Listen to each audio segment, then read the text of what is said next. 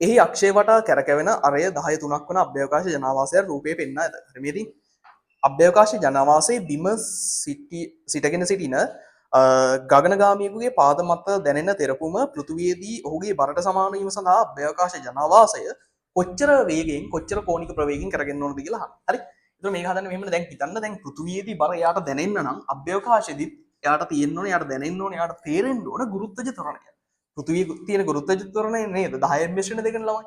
ඒක මෙතෙන්දිත් ඇති වුණා නම් හරියයි කකුල් මතට. හරි දැන් බලගමුකෝ. ඒතර දැන් මෙයා කැරකෙනවා. දැන් මෙයා කැරකෙනවා. මේ අභ්‍යවකාශ යනාවාසයේ ඔමේගා වේගයෙන් කැරකෙනවා. ඒතර මේ මිනිස්සයත් ඔමේගා වේගයෙන් කැරකෙනවා. හරිද? ඒක දැන් එතකොට දැන් මෙයා වෘත්තාකාර ගමන් මාර්ගයක යන්නේ. එහෙනම් මෙයාගෙන් අනිවාර්යෙන්ම කේන්ද්‍රයේ දෙසට බලයක් ඇති වෙන්න ඕනේ. මේ බලය හදලා දෙන්නේ කේන්ද්‍රාභිසාරී බලය හදලා දෙන්නේ මේ කකුල් මත උඩට ඇති වෙන මොහොකින්ද අභිලම්බ ප්‍රතික්‍රියා බලෙන් R වලින්. හරිද? R වලින් තමයි ඒ කේන්ද්‍රාභිසාරී. දැන් මෙයා මෙහෙම වෘත්තාකාර ගමන් මාර්ගයන් අවශ්‍ය බලය හදලා දෙන්නේ R ගේ.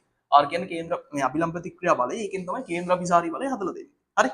ඒතර මෙයා මත බලගත්තොත් හරිද මේ වෙලාවේ ලියන්න පුළුවන් R.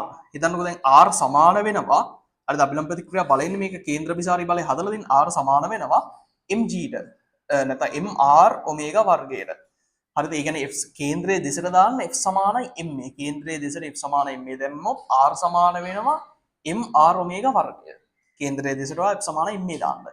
හරිද එතකොට m කියන්නේ m ස්කන්ධය කේන්ද්‍රාභිසාරී ත්වරණය ලියාගෙන පුළුවන් r ඔමේගා වර්ගය කියලා. මේ අභිලම්බ ප්‍රතික්‍රියා බලය. හරි. ඒ වගේම අපි දන්නවා බරට සමාන වෙන්න නම් පෘථිවියේදී දැනෙන ගුරුත්ව ත්වරණය එතනින් දැනෙන්න ඉබේ. R සමාන වෙන්න ඕනේ mg ට. හරිද? R සමාන වෙනවා mg ට. එහෙනම් මෙතනත් R මෙතනත් R මේ පදයට මේ පදේ සමාන කරන්න. mr ඔමේගා වර්ගය සමාන වෙනවා mg ට. හරිද? m ට m කපලා යනවා. එතකොට ඔමේගා එනවා නේද? ඔමේගා වර්ගය කියන්නේ g බෙදීම r ඒකේ මූලය. එතකොට g කියන්නේ ගුරුත්ව ත්වරණය 10යි. R අරය 10 3යි මේක උඩට ඍණ 3ක් වෙනවා 10 ඍණ 2යි. ඒතර 10 ඍණ 2 වර්ගමූලය 10 ඍණ 1යි. ඒ කියන්නේ 0.1යි රැඩ්ඩස් ඍණ 1ක කෝණික ප්‍රවේගයෙන් මෙයා කරකුණා නම් හරි. හරි. පැහැදිලිනේ? එමයි ඒ ගන්න හිතන්නේ.